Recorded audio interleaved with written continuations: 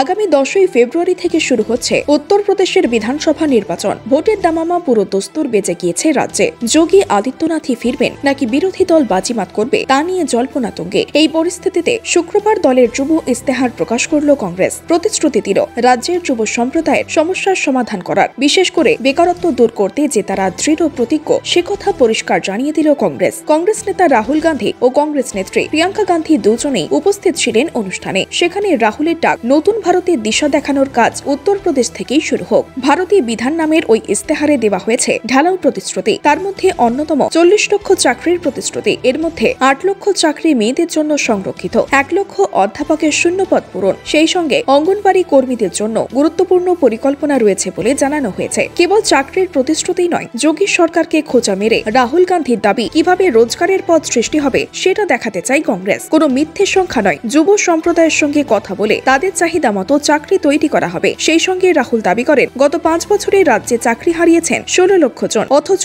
প্রতিশ্রুতি ছিল প্রতি বছরে 2 কোটি কর্মসংস্থানের। কংগ্রেস নেতার কথায় সত্যিটা সবাই দেখতে পাচ্ছেন।